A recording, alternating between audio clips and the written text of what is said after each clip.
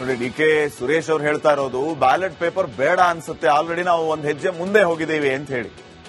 EVM ಮತಯಂತ್ರಗಳ ವಿಚಾರವಾಗಿ ಇಡೀ ಕಾಂಗ್ರೆಸ್ ಪಾರ್ಟಿಯ ನಿಲುವೇನು, ಇಡೀ ದೇಶದಾದ್ಯಂತ ಹೇಳ್ಕೊಂಡು ಬರ್ತಾ ಇರೋದೇನು?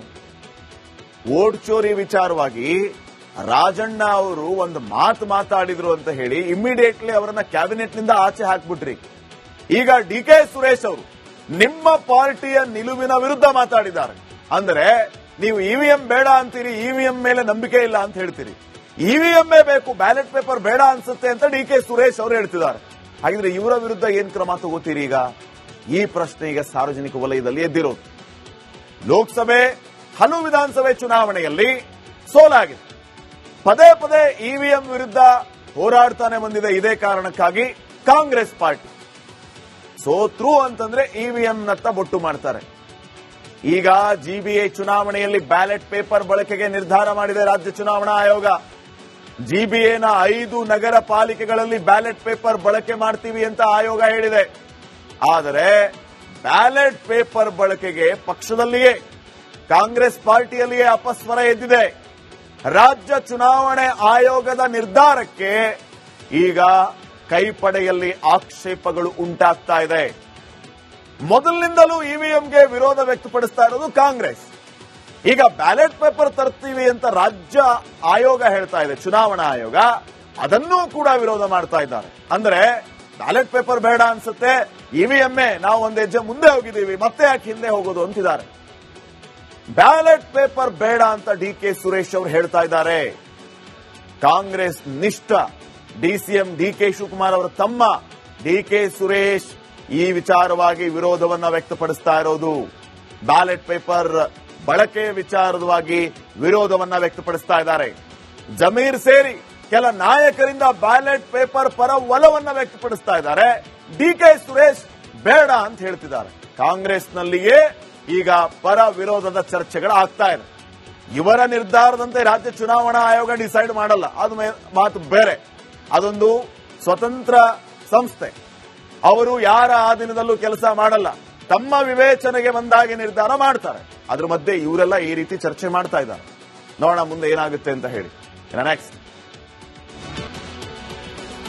ನೋಡಿ, ಡಿ.ಕೆ. ಸುರೇಶ್ ಅವರು ಹೇಳ್ತಾ ಇರೋದು ಬ್ಯಾಲೆಟ್ ಪೇಪರ್ ಬೇಡ ಅನ್ಸುತ್ತೆ, ಆಲ್ರೆಡಿ ನಾವು ಒಂದ್ ಹೆಜ್ಜೆ ಮುಂದೆ ಹೋಗಿದ್ದೀವಿ ಅಂತ ಹೇಳಿ.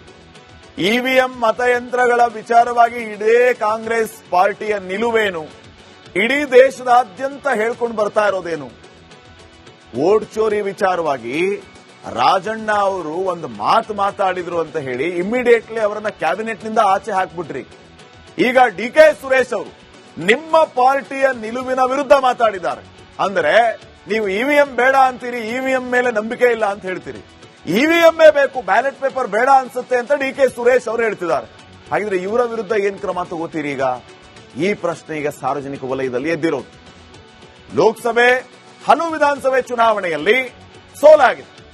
ಪದೇ ಪದೇ ಇವಿಎಂ ವಿರುದ್ಧ ಹೋರಾಡ್ತಾನೆ ಬಂದಿದೆ. ಇದೇ ಕಾರಣಕ್ಕಾಗಿ ಕಾಂಗ್ರೆಸ್ ಪಾರ್ಟಿ ಸೋತ್ರು ಅಂತಂದ್ರೆ ಇವಿಎಂನತ್ತ ಬೊಟ್ಟು ಮಾಡ್ತಾರೆ. ಈಗ ಜಿಬಿಎ ಚುನಾವಣೆಯಲ್ಲಿ ಬ್ಯಾಲೆಟ್ ಪೇಪರ್ ಬಳಕೆಗೆ ನಿರ್ಧಾರ ಮಾಡಿದೆ ರಾಜ್ಯ ಚುನಾವಣಾ ಆಯೋಗ. ಜಿಬಿಎನ 5 ನಗರ ಪಾಲಿಕೆಗಳಲ್ಲಿ ಬ್ಯಾಲೆಟ್ ಪೇಪರ್ ಬಳಕೆ ಮಾಡ್ತೀವಿ ಅಂತ ಆಯೋಗ ಹೇಳಿದೆ. ಆದರೆ ಬ್ಯಾಲೆಟ್ ಪೇಪರ್ ಬಳಕೆಗೆ ಪಕ್ಷದಲ್ಲಿಯೇ, ಕಾಂಗ್ರೆಸ್ ಪಾರ್ಟಿಯಲ್ಲಿಯೇ ಅಪಸ್ವರ ಎದ್ದಿದೆ. ರಾಜ್ಯ ಚುನಾವಣೆ ಆಯೋಗದ ನಿರ್ಧಾರಕ್ಕೆ ಈಗ ಕೈಪಡೆಯಲ್ಲಿ ಆಕ್ಷೇಪಗಳು ಉಂಟಾಗ್ತಾ ಇದೆ. ಮೊದಲಿನಿಂದಲೂ ಇವಿಎಂಗೆ ವಿರೋಧ ವ್ಯಕ್ತಪಡಿಸ್ತಾ ಇರೋದು ಕಾಂಗ್ರೆಸ್. ಈಗ ಬ್ಯಾಲೆಟ್ ಪೇಪರ್ ತರ್ತೀವಿ ಅಂತ ರಾಜ್ಯ ಆಯೋಗ ಹೇಳ್ತಾ ಇದೆ, ಚುನಾವಣಾ ಆಯೋಗ, ಅದನ್ನೂ ಕೂಡ ವಿರೋಧ ಮಾಡ್ತಾ ಇದ್ದಾರೆ. ಅಂದ್ರೆ ಬ್ಯಾಲೆಟ್ ಪೇಪರ್ ಬೇಡ ಅನ್ಸುತ್ತೆ, ಇವಿಎಂఏ ನಾವು ಒಂದ್ ಹೆಜ್ಜೆ ಮುಂದೆ ಹೋಗಿದ್ದೀವಿ, ಮತ್ತೆ ಯಾಕೆ ಹಿಂದೆ ಹೋಗೋದು ಅಂತಿದ್ದಾರೆ. ಬ್ಯಾಲೆಟ್ ಪೇಪರ್ ಬೇಡ ಅಂತ ಡಿ.ಕೆ. ಸುರೇಶ್ ಅವರು ಹೇಳ್ತಾ ಇದ್ದಾರೆ.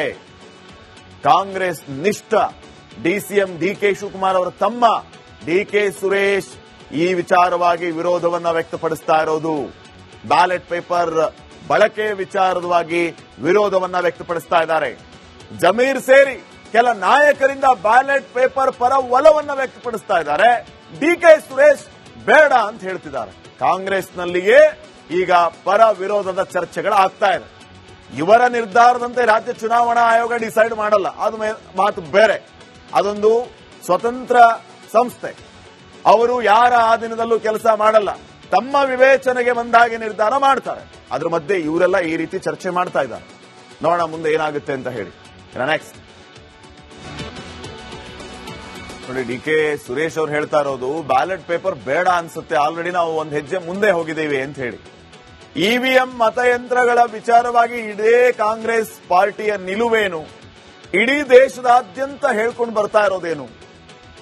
ವೋಟ್ ಚೋರಿ ವಿಚಾರವಾಗಿ ರಾಜಣ್ಣ ಅವರು ಒಂದು ಮಾತಾಡಿದ್ರು ಅಂತ ಹೇಳಿ ಇಮಿಡಿಯೇಟ್ಲಿ ಅವರನ್ನ ಕ್ಯಾಬಿನೆಟ್ ನಿಂದ ಆಚೆ ಹಾಕ್ಬಿಟ್ರಿ. ಈಗ ಡಿ ಕೆ ಸುರೇಶ್ ಅವರು ನಿಮ್ಮ ಪಾರ್ಟಿಯ ನಿಲುವಿನ ವಿರುದ್ಧ ಮಾತಾಡಿದ್ದಾರೆ. ಅಂದ್ರೆ ನೀವು ಇವಿಎಂ ಬೇಡ ಅಂತೀರಿ, ಇವಿಎಂ ಮೇಲೆ ನಂಬಿಕೆ ಇಲ್ಲ ಅಂತ ಹೇಳ್ತೀರಿ. ಇವಿಎಂఏ ಬೇಕು, ಬ್ಯಾಲೆಟ್ ಪೇಪರ್ ಬೇಡ ಅನ್ಸುತ್ತೆ ಅಂತ ಡಿ ಕೆ ಸುರೇಶ್ ಅವರು ಹೇಳ್ತಿದ್ದಾರೆ. ಹಾಗಿದ್ರೆ ಇವರ ವಿರುದ್ಧ ಏನ್ ಕ್ರಮ ತಗೋತೀರಿ ಈಗ? ಈ ಪ್ರಶ್ನೆ ಈಗ ಸಾರ್ವಜನಿಕ ವಲಯದಲ್ಲಿ ಎದ್ದಿರೋದು. ಲೋಕಸಭೆ ಹಲವು ವಿಧಾನಸಭೆ ಚುನಾವಣೆಯಲ್ಲಿ ಸೋಲಾಗಿದೆ. ಪದೇ ಪದೇ ಇವಿಎಂ ವಿರುದ್ಧ ಹೋರಾಡ್ತಾನೆ ಬಂದಿದೆ. ಇದೇ ಕಾರಣಕ್ಕಾಗಿ ಕಾಂಗ್ರೆಸ್ ಪಾರ್ಟಿ ಸೋತ್ರು ಅಂತಂದ್ರೆ ಇವಿಎಂನತ್ತ ಬೊಟ್ಟು ಮಾಡ್ತಾರೆ. ಈಗ ಜಿಬಿಎ ಚುನಾವಣೆಯಲ್ಲಿ ಬ್ಯಾಲೆಟ್ ಪೇಪರ್ ಬಳಕೆಗೆ ನಿರ್ಧಾರ ಮಾಡಿದೆ ರಾಜ್ಯ ಚುನಾವಣಾ ಆಯೋಗ.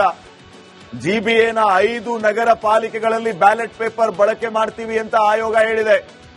ಆದರೆ ಬ್ಯಾಲೆಟ್ ಪೇಪರ್ ಬಳಕೆಗೆ ಪಕ್ಷದಲ್ಲಿಯೇ, ಕಾಂಗ್ರೆಸ್ ಪಾರ್ಟಿಯಲ್ಲಿಯೇ ಅಪಸ್ವರ ಎದ್ದಿದೆ. ರಾಜ್ಯ ಚುನಾವಣೆ ಆಯೋಗದ ನಿರ್ಧಾರಕ್ಕೆ ಈಗ ಕೈಪಡೆಯಲ್ಲಿ ಆಕ್ಷೇಪಗಳು ಉಂಟಾಗ್ತಾ ಇದೆ. ಮೊದಲಿನಿಂದಲೂ ಇವಿಎಂಗೆ ವಿರೋಧ ವ್ಯಕ್ತಪಡಿಸ್ತಾ ಇರೋದು ಕಾಂಗ್ರೆಸ್. ಈಗ ಬ್ಯಾಲೆಟ್ ಪೇಪರ್ ತರ್ತೀವಿ ಅಂತ ರಾಜ್ಯ ಆಯೋಗ ಹೇಳ್ತಾ ಇದೆ, ಚುನಾವಣಾ ಆಯೋಗ, ಅದನ್ನೂ ಕೂಡ ವಿರೋಧ ಮಾಡ್ತಾ ಇದ್ದಾರೆ. ಅಂದ್ರೆ ಬ್ಯಾಲೆಟ್ ಪೇಪರ್ ಬೇಡ ಅನ್ಸುತ್ತೆ, ಇವಿಎಂఏ ನಾವು ಒಂದು ಹೆಜ್ಜೆ ಮುಂದೆ ಹೋಗಿದ್ದೀವಿ, ಮತ್ತೆ ಯಾಕೆ ಹಿಂದೆ ಹೋಗೋದು ಅಂತಿದ್ದಾರೆ. ಬ್ಯಾಲೆಟ್ ಪೇಪರ್ ಬೇಡ ಅಂತ ಡಿ ಕೆ ಸುರೇಶ್ ಅವರು ಹೇಳ್ತಾ ಇದ್ದಾರೆ.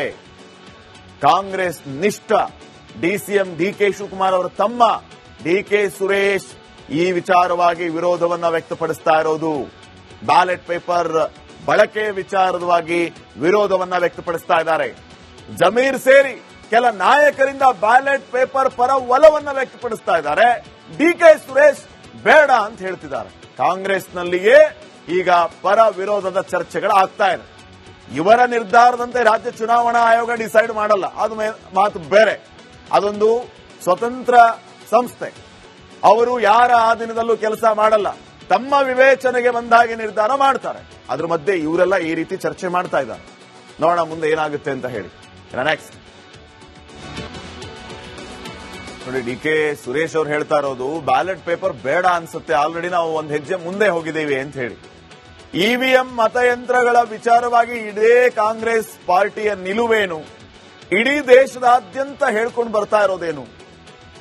ವೋಟ್ ಚೋರಿ ವಿಚಾರವಾಗಿ ರಾಜಣ್ಣ ಅವರು ಒಂದು ಮಾತಾಡಿದ್ರು ಅಂತ ಹೇಳಿ ಇಮಿಡಿಯೇಟ್ಲಿ ಅವರನ್ನ ಕ್ಯಾಬಿನೆಟ್ ನಿಂದ ಆಚೆ ಹಾಕ್ಬಿಟ್ರಿ. ಈಗ ಡಿ ಕೆ ಸುರೇಶ್ ಅವರು ನಿಮ್ಮ ಪಾರ್ಟಿಯ ನಿಲುವಿನ ವಿರುದ್ಧ ಮಾತಾಡಿದ್ದಾರೆ. ಅಂದ್ರೆ ನೀವು ಇವಿಎಂ ಬೇಡ ಅಂತೀರಿ, ಇವಿಎಂ ಮೇಲೆ ನಂಬಿಕೆ ಇಲ್ಲ ಅಂತ ಹೇಳ್ತೀರಿ. ಇವಿಎಂఏ ಬೇಕು, ಬ್ಯಾಲೆಟ್ ಪೇಪರ್ ಬೇಡ ಅನ್ಸುತ್ತೆ ಅಂತ ಡಿ ಕೆ ಸುರೇಶ್ ಅವರು ಹೇಳ್ತಿದ್ದಾರೆ. ಹಾಗಿದ್ರೆ ಇವರ ವಿರುದ್ಧ ಏನ್ ಕ್ರಮ ತಗೋತೀರಿ ಈಗ? ಈ ಪ್ರಶ್ನೆ ಈಗ ಸಾರ್ವಜನಿಕ ವಲಯದಲ್ಲಿ ಎದ್ದಿರೋದು. ಲೋಕಸಭೆ ಹಲವು ವಿಧಾನಸಭೆ ಚುನಾವಣೆಯಲ್ಲಿ ಸೋಲಾಗಿದೆ. ಪದೇ ಪದೇ ಇವಿಎಂ ವಿರುದ್ಧ ಹೋರಾಡ್ತಾನೆ ಬಂದಿದೆ. ಇದೇ ಕಾರಣಕ್ಕಾಗಿ ಕಾಂಗ್ರೆಸ್ ಪಾರ್ಟಿ ಸೋತ್ರು ಅಂತಂದ್ರೆ ಇವಿಎಂನತ್ತ ಬೊಟ್ಟು ಮಾಡ್ತಾರೆ. ಈಗ ಜಿಬಿಎ ಚುನಾವಣೆಯಲ್ಲಿ ಬ್ಯಾಲೆಟ್ ಪೇಪರ್ ಬಳಕೆಗೆ ನಿರ್ಧಾರ ಮಾಡಿದೆ ರಾಜ್ಯ ಚುನಾವಣಾ ಆಯೋಗ. ಜಿಬಿಎನ 5 ನಗರ ಪಾಲಿಕೆಗಳಲ್ಲಿ ಬ್ಯಾಲೆಟ್ ಪೇಪರ್ ಬಳಕೆ ಮಾಡ್ತೀವಿ ಅಂತ ಆಯೋಗ ಹೇಳಿದೆ.